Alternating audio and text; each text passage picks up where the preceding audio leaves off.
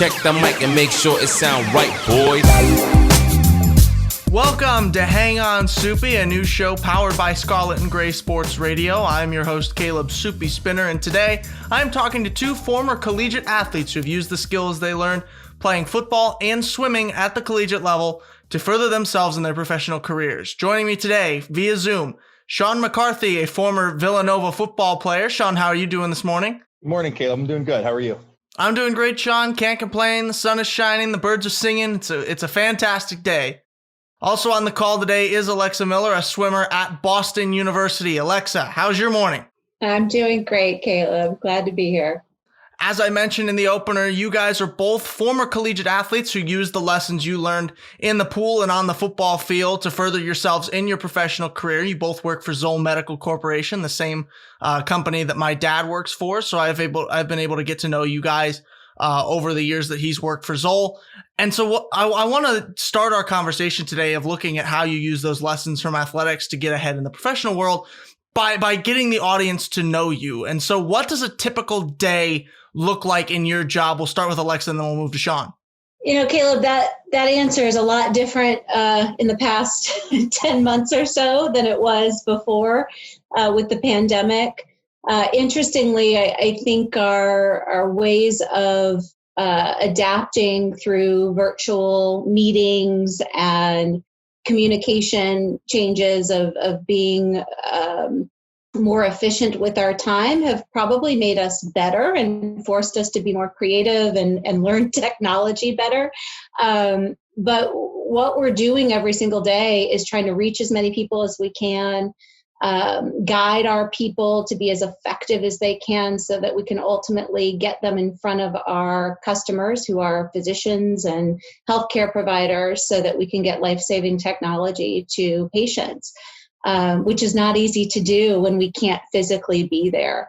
So we are giving them, good messaging and training and strategy to do that all day long. Sean, same question, now sending it your way. What does a typical day of work look like for you? The same. Alexa and I are both effectively in leadership roles, which to the simplest form is we're coaches, right? And that's what we like to do. It's what we want to do with our jobs, but the pandemic has separated us from those people that were out there trying to coach. So it's been difficult, and there is no typical day anymore because you're trying to find ways to stay relevant to your people, be impactful for your people, and that's changed. So there is no typical day anymore, but what we're trying to do every day is just find ways to provide support, help, and coaching for the people that work with us. Sean, as a regional manager, you have people that you're responsible for. You're not just, responsible for your work, you're responsible for other people's as well.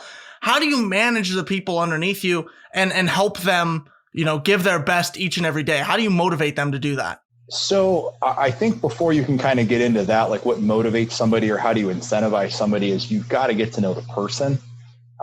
Because what motivates me is probably not the same thing that motivates Alexa. We're different people, different things that we want out of our job, out of our lives, things like that. So the most important thing is to find something you can connect on with that person and really understand like what pushes them. And a lot of times it's not even necessarily what they tell you motivates them. A lot of them will tell you what, I want to make the most money I can for my family.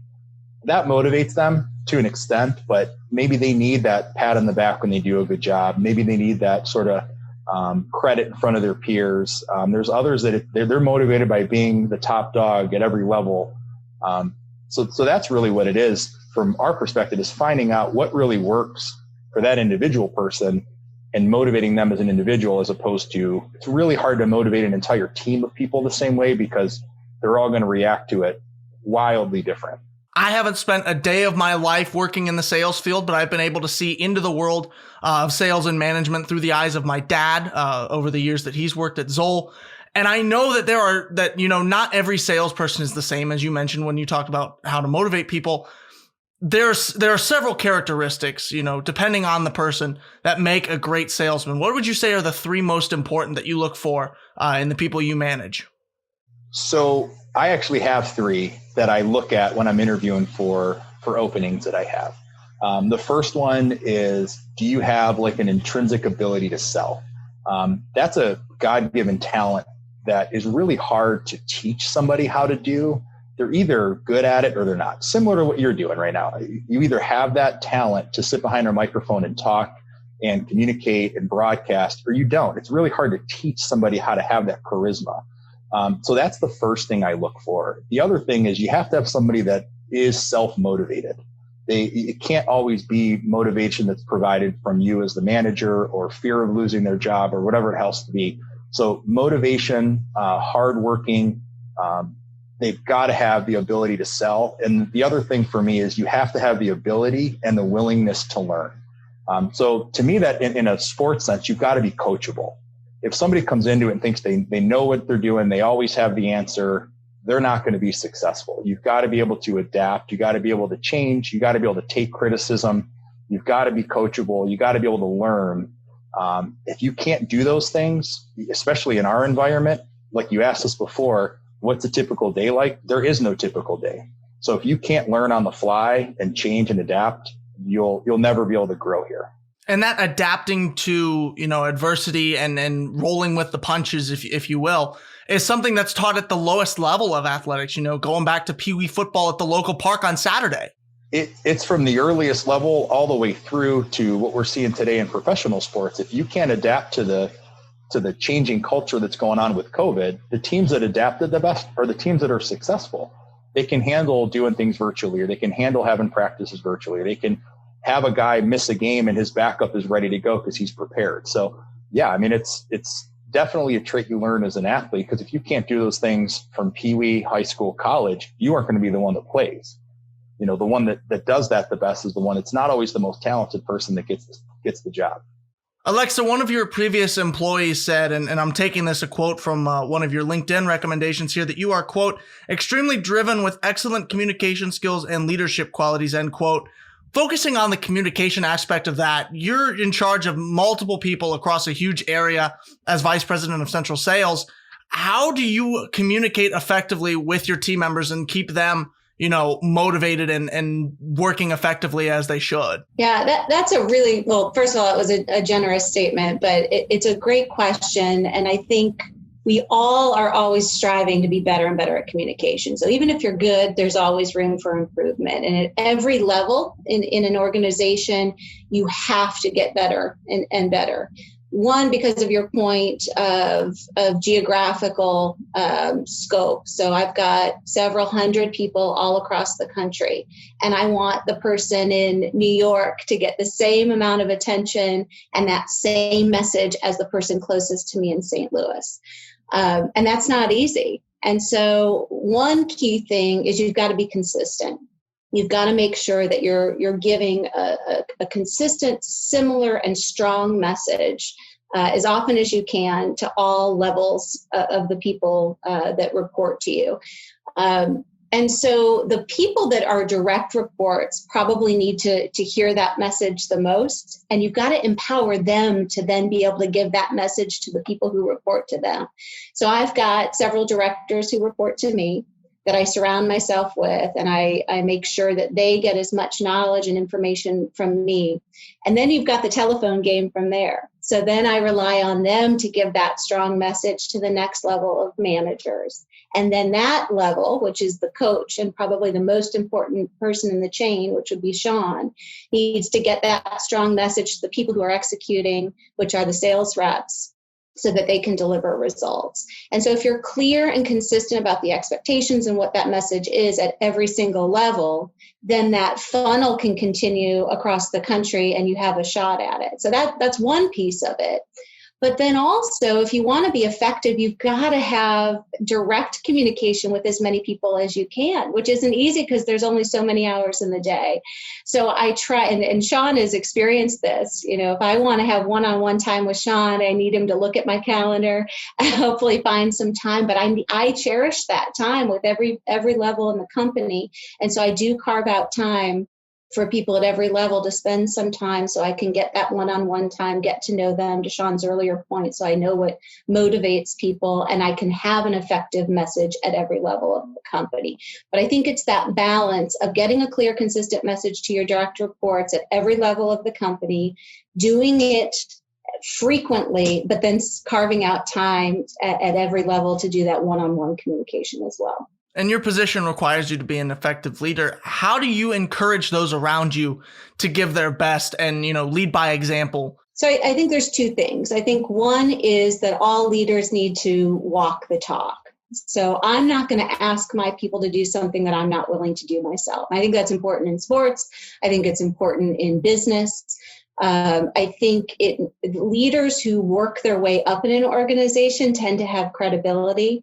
In our organization, we really value people who have what we call carry the bag, who have actually sold the product themselves or who have coached at that front line and then learned to coach leaders and so forth. And I think that earns some respect with the people that report to you.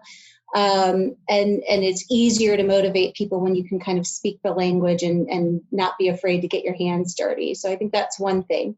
But the other is what Sean said, is to understand those individual things that motivate people. And if I put it into sports terms, and I'll use my sport, swimming, to paint an example. So I was a great butterflyer, but I was a terrible backstroker. And in United States swimming, which is the level of swimming I did before I went to college, we had to train in all of the strokes. And when it came time to train for backstroke, I kind of blew it off. I wasn't motivated by it. I knew I was never going to be a great backstroker. And I think my coach was puzzled because I worked so hard at everything else and she wasn't getting much out of me in the backstroke. And she would say things like, well, you've got to get you've got to put in your time in the backstroke so that your backstroke results are better. Your 100 backstroke times are poor. And so you've got to train harder. And that wasn't doing it. But then when she realized that I had some promise in the individual medley, which is the event that trains all the strokes or that you perform all the strokes, you do butterfly, backstroke, breaststroke, and freestyle.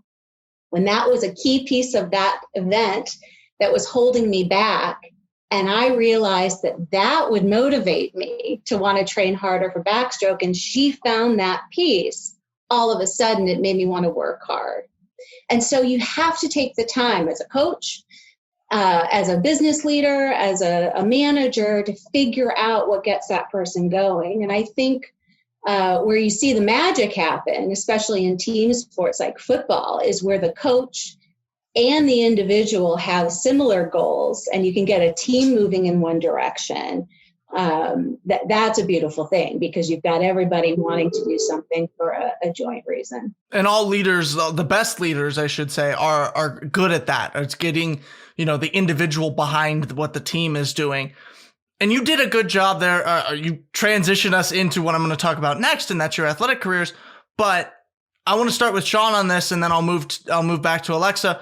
But what kind of things do you still take from your time playing Villanova football, and then in Alexa's case, swimming at Boston University, that you still use today in your working life? So there's so many.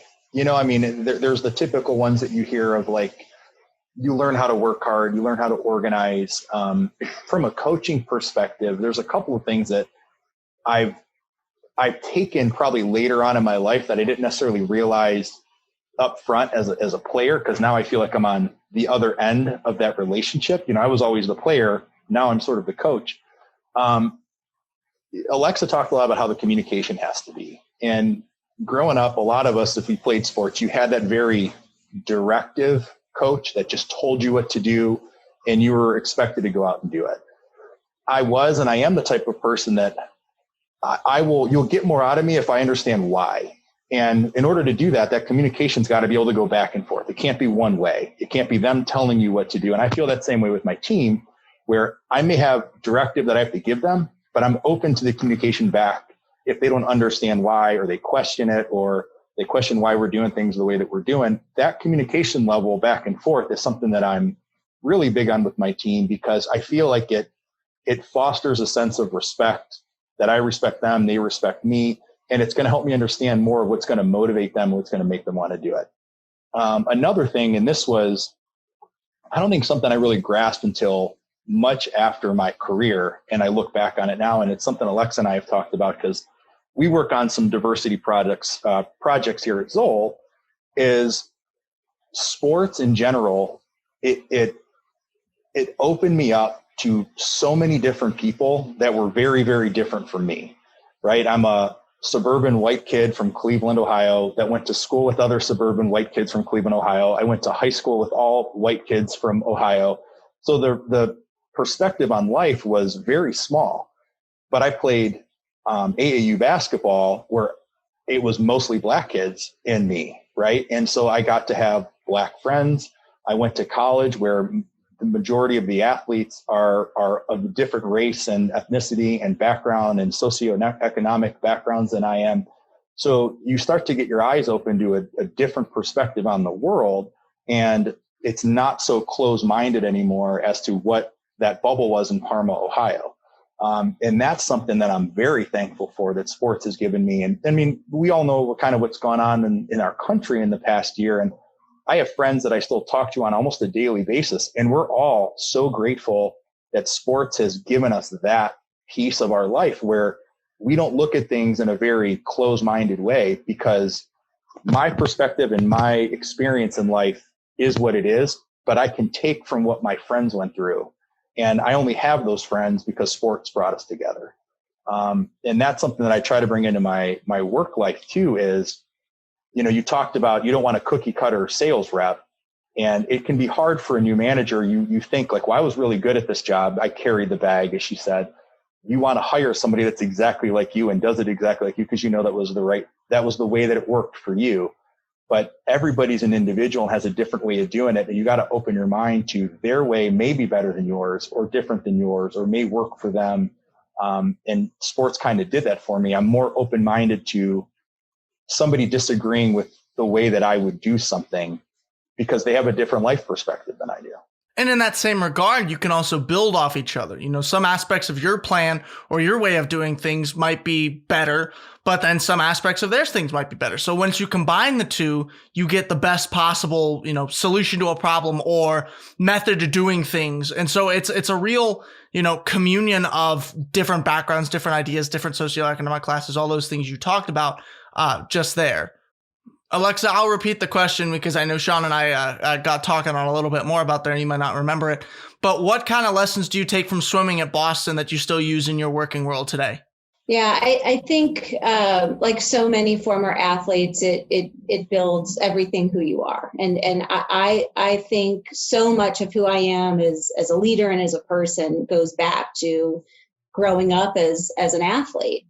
You mentioned from the former employee, that drive piece. I mean, that's without question. I wear it proudly. I think most people who come into contact with me know that that's at the forefront of everything I do. I don't try to hide it. But it's not just my own drive. I think it's the ability to recognize drive in others, which is really important, especially in sales. I love to hire former athletes, whether they competed at the college level or not, because of that. It instills the willingness to sacrifice, the willingness to compete and be coached, to Sean's point, to have that openness to try new things, which is so important. So I think that is such a huge part of it.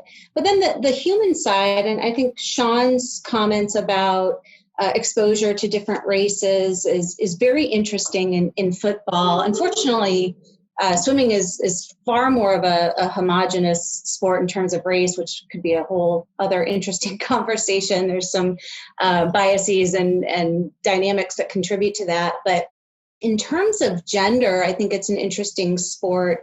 Both in the United States swimming and in college swimming, I had the privilege of it being, I got to train with men and women. And so I think that had a huge influence in my life of being in an industry, especially in my role, where being a woman is a little bit of being in the minority.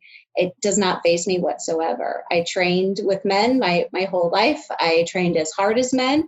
I try to continue to do that today, and it's a non-issue. And so I think it's a great lesson for girls in sports to compete with men, to train with men.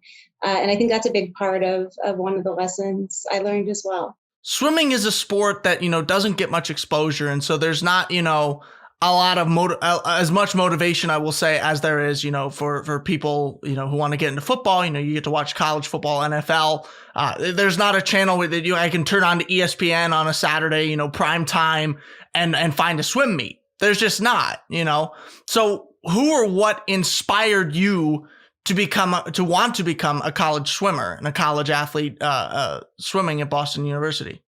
Absolutely. And very few people get rich swimming too. And there's certainly not a lot of notoriety.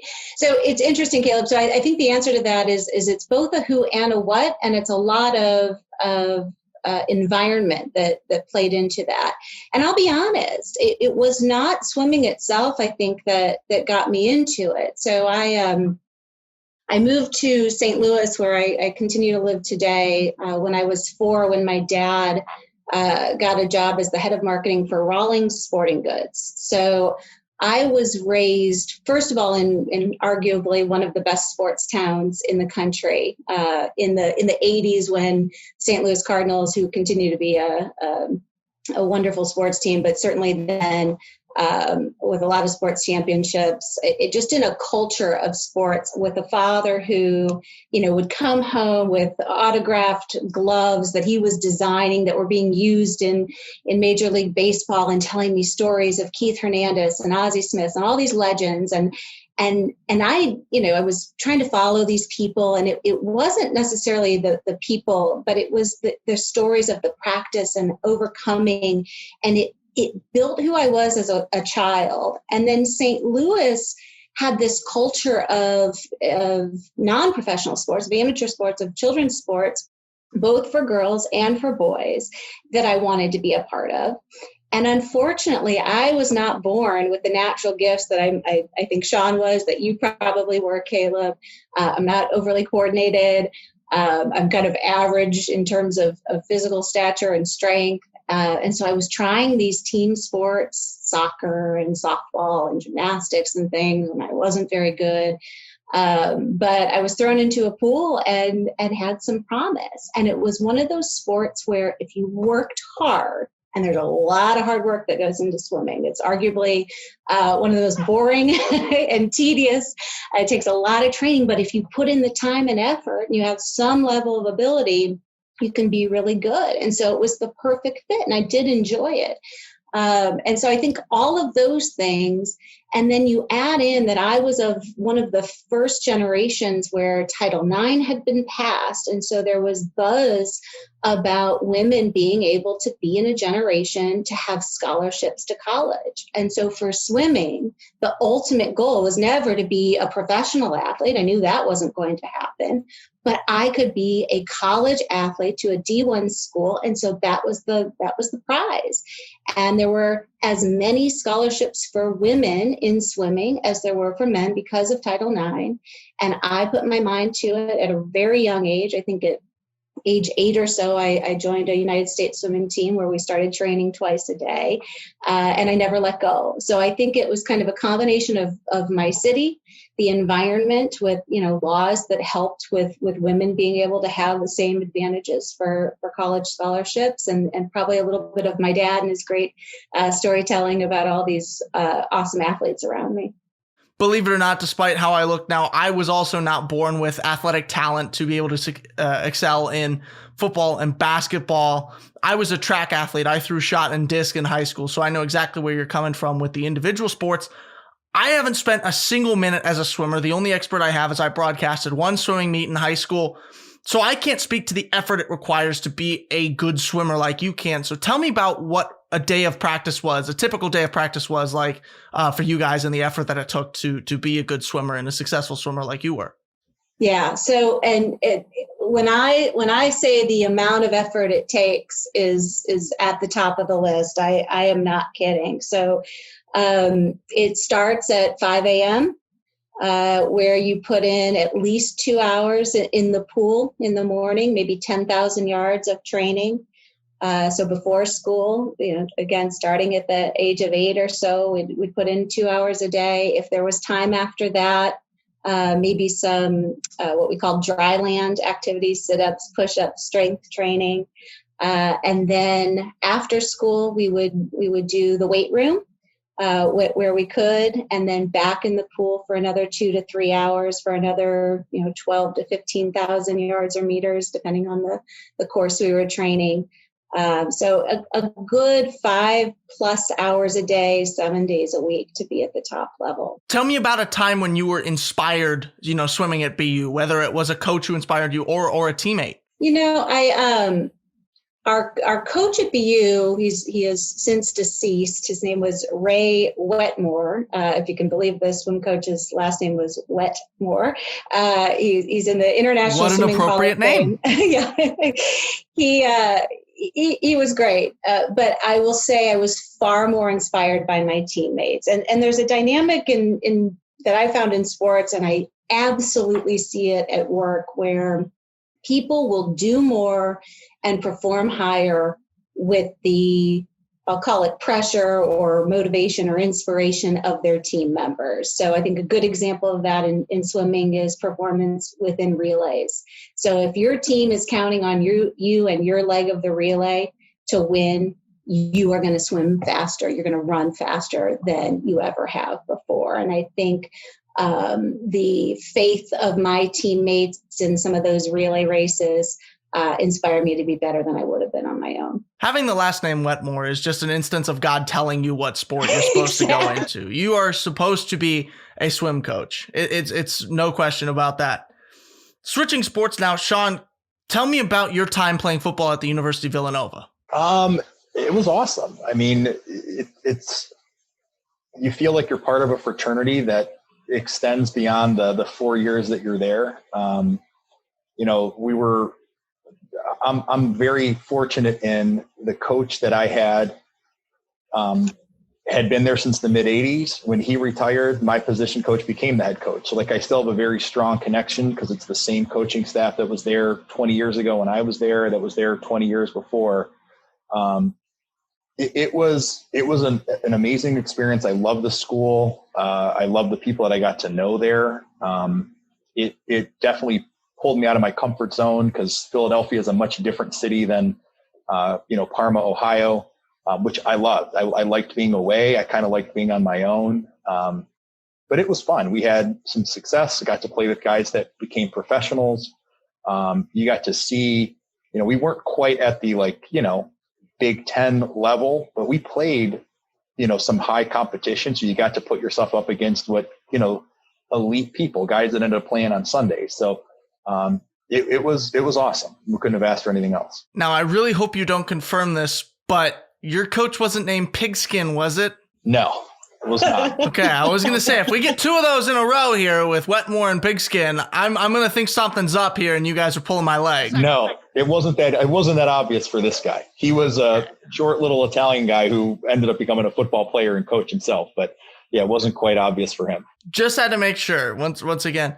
So as a football player, the practices and workouts are different than what Alexa went through at Boston University. But at the end of the day, peeling away the layers, the lessons and the effort that it took to be a football player are the same things. Show up on time, give your best each and every day at practice. What was expected of you during your career at Villanova? We had, and it sounds super cheesy, but the first lesson you learned from our head coach was, it's nice to be important, but it's more important to be nice. And he's like, that's the attitude he wanted you to have all the time. Because I like that. You're a college athlete. You're on a campus where you're more high priority than maybe your average student. People know who you are. I was 6'6", 325 pounds. I stuck out, right? It was very obvious that I wasn't a swimmer.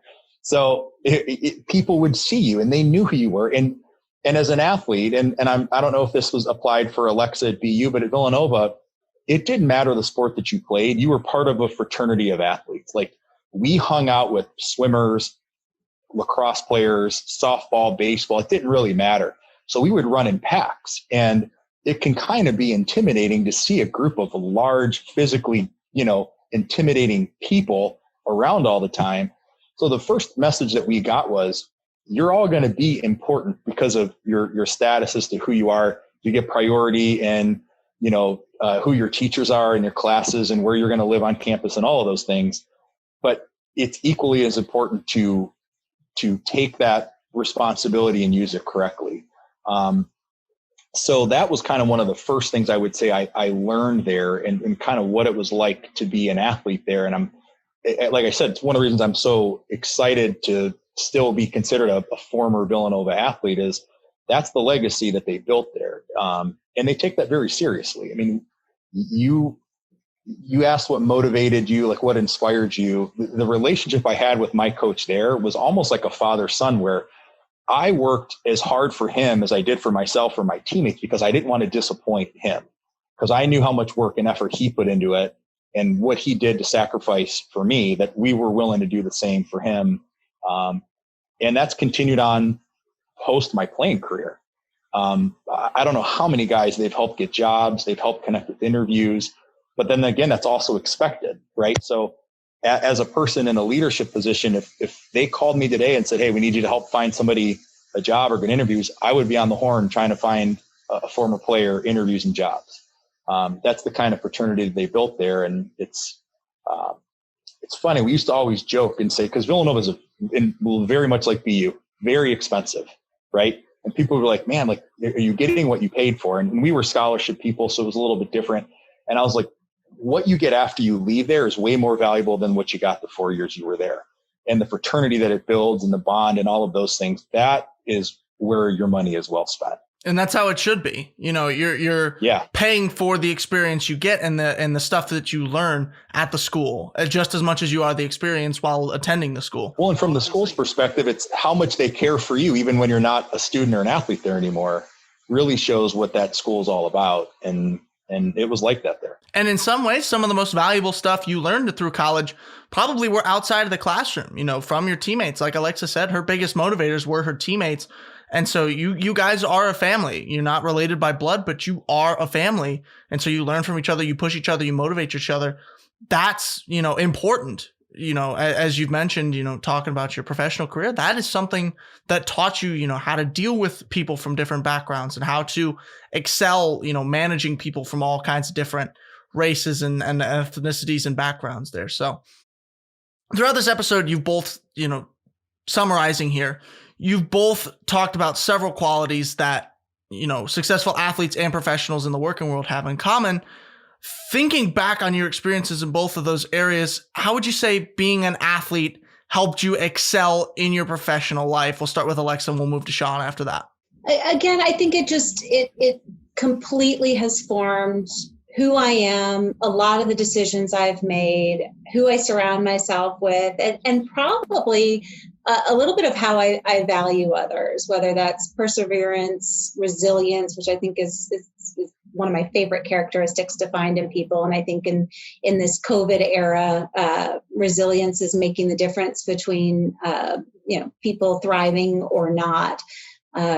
So I just think that grit and that hard work is so paramount to everything we do. And when it gets ingrained in you at a young age and then reinforced in those important college years, it just makes a huge difference in your life. Sean? I mean, a lot of what you said, I would agree with totally. I mean, I am the person I am because of my love of sports and athletics and what was taught to me all the way through. And sometimes it's the lessons of what not to do as much as it is what is to do. And you kind of learn that as well. You see how others may act or coaches may act. You're like, I would never do that. And you learn those lessons just as much as you learn from a positive influence as well. But in my personal life, I have 3 little girls, 7, 4, and 1. And some of them may be into sports. Some of them may not be into sports as they get older.